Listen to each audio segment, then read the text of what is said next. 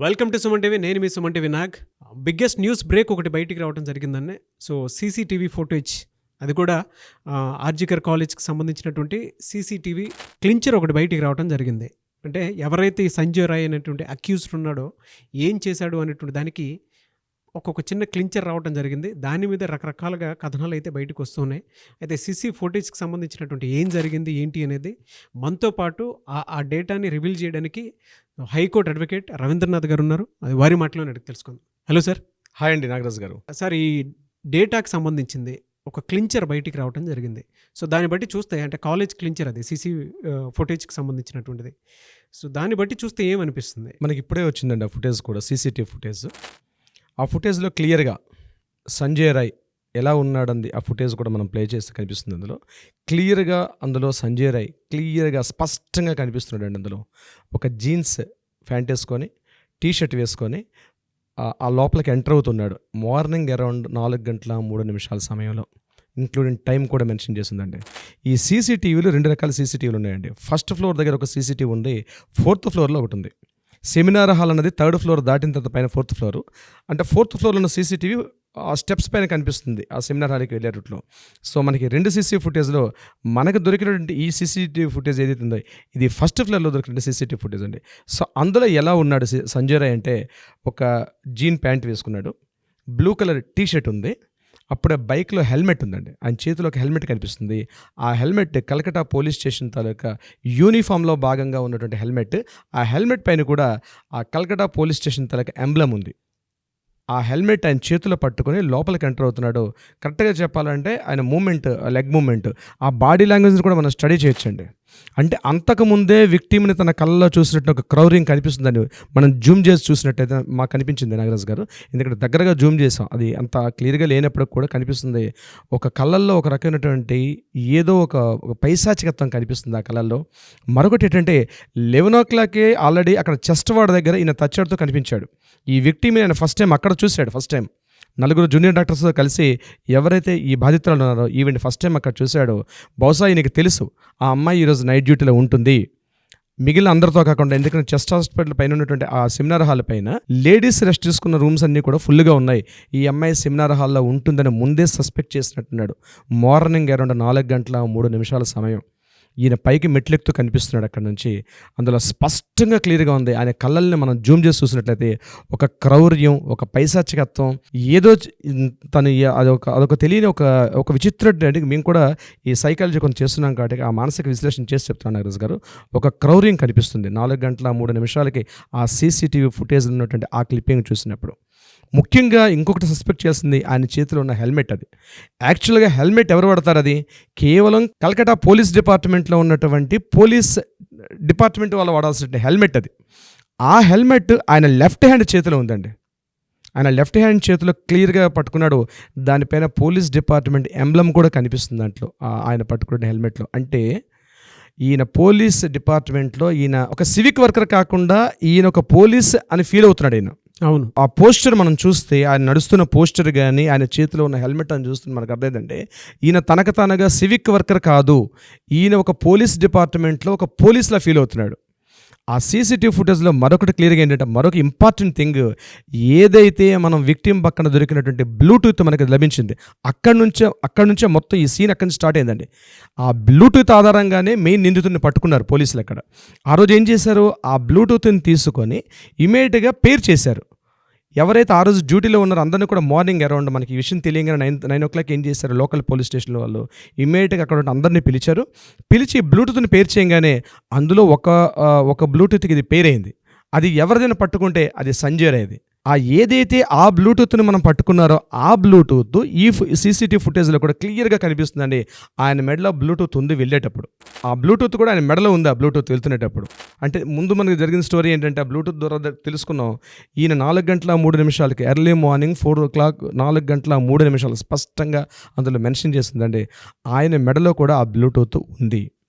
So ఖచ్చితంగా ఈ CCTV footage ఆధారంగా మనం చెప్పొచ్చు నిందితుడు ఎవరంటే సంజయ్ రాయ్ అని చెప్పడానికి కీలకమైనటువంటి ప్రధానమైనటువంటి సీసీటీవీ ఫుటేజ్ ఈరోజు పబ్లిక్లోకి వచ్చింది. సో దీని ఆధారంగా మనం చెప్పొచ్చు. ఇంకొకటి ఏంటంటే 4:03 ఎంటర్ అయ్యాడు, అగైన్ 4:40 బయటకు వచ్చాడు. 4 గంటల 3 నిమిషాల నుంచి పైకి వెళ్ళడానికి పైకి వెళ్ళాడు, స్టెప్స్ ఎక్కుకుంటూ పైకి వెళ్ళాడు. ఒక 2 మినిట్స్ వేసుకోండి, అంటే 4 గంటల 5 నిమిషాలు 4 గంటల 6 నిమిషాల దగ్గరలో ఈయన ఆ విక్టిమ్ని ఒక చేయి పట్టుకున్నాడు. ఈమె 4 గంటల 6 నిమిషాల నుంచి 4 గంటల 10 నిమిషాల మధ్యలో తను పెనుగులాడింది ఈ కామాంధుడి దగ్గర నుంచి. పెనుగులాడిన తర్వాత 4 గంటల మనకి ఈరోజు అందినటువంటి ఆమె మరణం ఏ టైంలో చెందింది అంటే ఈరోజు మనకు అందిన న్యూస్ ప్రకారం 4 గంటల 15 నిమిషాలు 4 గంటల 15 నిమిషాల టైంలో ఈమె మరణం చెందింది.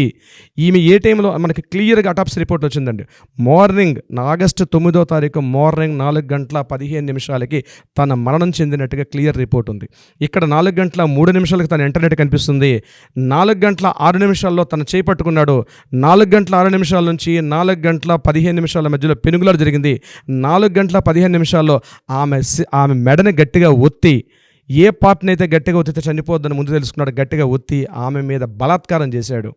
అది మామూలు బలాత్కారం కాదండి, క్రూర మృగం మాట వాడడానికి కూడా ఇక్కడ నేను ఇష్టపడ్డాను. ఎందుకంటే మన కామెంట్స్లో రాశారు మన ఫాలోవర్స్ అందరూ కూడా, సార్ మృగమైనా సరే ఒక టైం ఉంటుంది, దానికి ప్రకృతి ఇచ్చినట్టు కూడా నియమాల ప్రకారం అది పనిచేస్తుంది. సో మృగం అంటే ఆ మృగం కూడా సిగ్గుపడేటట్టుగా ఉంది, కాబట్టి దయచేసి మీరు వీడియోలో ఈ మృగం అనే మాట వాడొద్దు అన్నారు ఒక ఆయన. అందుకే నేను ఆ మాటను వాడలేదు.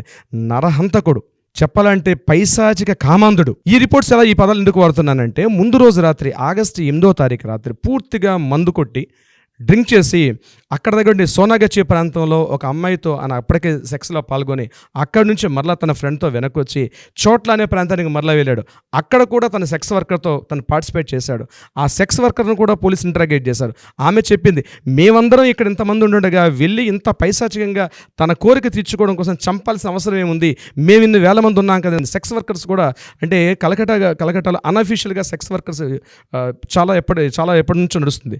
అటువంటి సందర్భంలో ఒక అమ్మాయి, ఒక సెక్స్ వర్కర్ కూడా వీళ్ళు చేసిన పైశాచికత్వానికి తను కూడా ఛేదించుకుంది. అంతేకాకుండా అక్కడి నుంచి 11 o'clock వచ్చి ఒక లిక్కర్ షాప్కి వెళ్ళి పూర్తిగా ఫుల్గా తాగి ఈ కాలేజ్ బ్యాక్ సైడ్ ఉన్నటువంటి ఒక ఓపెన్ గ్రౌండ్లో చాలాసేపు అక్కడ తెచ్చాడాడు. ఎంతసేపు అంటే ఆ ఫ్రెండ్తో కలిసి మాట్లాడు. ఆ ఫ్రెండ్ అక్కడ నుంచి వెళ్ళిపోయాడు. ఈయన డ్యూటీలో జాయిన్ అయ్యి రాత్రి అక్కడ 11:30-12 గంటల వరకు అక్కడ ఉన్నటువంటి బయట అవుట్ పోస్ట్ దగ్గర వెయిట్ చేశాడు. ఎగైన్ చెస్ట్ వార్డ్ దగ్గరికి మిడ్ నైట్ 11:30 ఆ టైంలో చెస్ట్ వార్డ్ దగ్గరికి వెళ్ళాడు. 11:30కి ఆ తల్లిని అక్కడ ఫస్ట్ టైం చూశాడు. జూనియర్ డాక్టర్స్తో కలిసి కలీగ్స్ అందరూ కూడా ఆ ప్రాంతంలో ఉంటే ఆమెను వెళ్ళి చూశాడు అక్కడ 11:30. అప్పుడే వాడి కళ్ళల్లో ఒక పైశాచికత్వం కనిపించింది. ఈ అమ్మాయిని పాడు చేయాలి. చూడండి, 2 సార్లు ఆల్రెడీ తన సెక్స్లో పార్టిసిపేట్ చేసి వచ్చిన అసలు మనిషి అనేవాడు ఎవడైనా మనకు తెలుసు సొసైటీలో ఎలా ఉంటుందో. అలాంటిది 2 సార్లు తన సెక్స్లో పార్టిసిపేట్ చేసి 11:30కి ఈ అమ్మాయిని చూడంగానే ఒక కామవాంఛ వాడిలో ఒక క్రౌర్యం కలిగింది. అక్కడ చూశాడు, లేదు ఈ అమ్మాయిని ఎట్లయినా అనుభవించాలి, అక్కడ ఉంటే బాగుండేదేమో బహుశా. ఎగైన్ వెళ్ళాడు. నైట్ ఎక్కడ తెచ్చాడో తెలియదు. మార్నింగ్ పాపం ఈ తల్లికి ఏమీ తెలియదు. అక్కడ 11:30-12 o'clock ఈ అమ్మాయి ఎవరైతే విక్టిమ్ ఉందో బాధితురాలు, ఈమె అక్కడ 11:30 నుంచి 12 మధ్య తన ఫ్రెండ్స్తో కలిసి డిన్నర్ చేసి తన ఫ్రెండ్స్తో కలిసి ఇంకా అక్కడ వరకు చాలాసేపు వెయిట్ చేసి ఫ్రెండ్స్ వెళ్ళిపోయారు. తన రెస్ట్ రూమ్లో ప్లేస్ లేకపోవడం వల్ల సెమినార్ హాల్లో చిన్న ప్లేస్ చూసుకొని ఇక చాలా నిద్ర వస్తుంది, చిన్న న్యాప్ తీయడానికి అక్కడ పడుకుందామే. ఈ టైంలో ఈ కామాంధుడు అక్కడ మార్నింగ్ 4:30కి ప్రవేశించి 4:09 నుంచి 4:10 ఈ అఘాయిత్యానికి దారుణంగా ఉడిగట్టాడు. బహుశా అదే చివరి రోజు అవుతుందని ఆ అమ్మాయి కూడా తెలియదేమో, కానీ జరగాల్సిన దారుణం జరిగిపోయింది. దారుణ సంఘటన. ఈరోజు యావత్ దేశం కూడా ఏకతాటిపై నిలబడి ఈ దృశ్యాన్ని చూస్తున్నారు. ఈ సీసీటీవీ ఫుటేజ్ నాగరాజు గారు డెఫినెట్గా వేయండి, మన ఆడియన్స్కి కూడా తెలియాలి. డెఫినెట్గా ఇంత దారుణమైనటువంటి ఈ సీసీటీవీ ఫుటేజ్ చూస్తుంటేనే క్లియర్గా కలర్ కట్టినట్టు మనకున్న ఎవిడెన్స్ అన్నీ మనం సమీకరించుకొని చూస్తుంటే క్లియర్గా తెలుస్తుంది. Sanjay Roy is the main ప్రధాన నిందితుడు అని చెప్పడానికి ప్రధాన కారణం దొరికింది. సో దీనికి సంబంధించి ఇంకా అప్డేట్స్ వచ్చినప్పుడు మనం ముందుకెళ్దాం నాగరాజు గారు. డెఫినెట్గా అండి, మనతో పాటు చాలామంది ప్రజలు ఉన్నారు. జస్టిస్ త్వరగా రావాలని కోరుకునేటువంటి వాళ్ళు కామెంట్ల రూపంలోనూ లేదంటే వాళ్ళకు ఉండేటువంటి ఒపీనియన్ ఏదైతే ఉంటుందో అది షేర్స్ రూపంలో అయినా సరే త్వరగా జస్టిస్ రావాలనేటువంటి ఉద్దేశంతో డెఫినెట్గా మనతో పాటు ఉంటారని కూడా భావిస్తున్నాను నేను.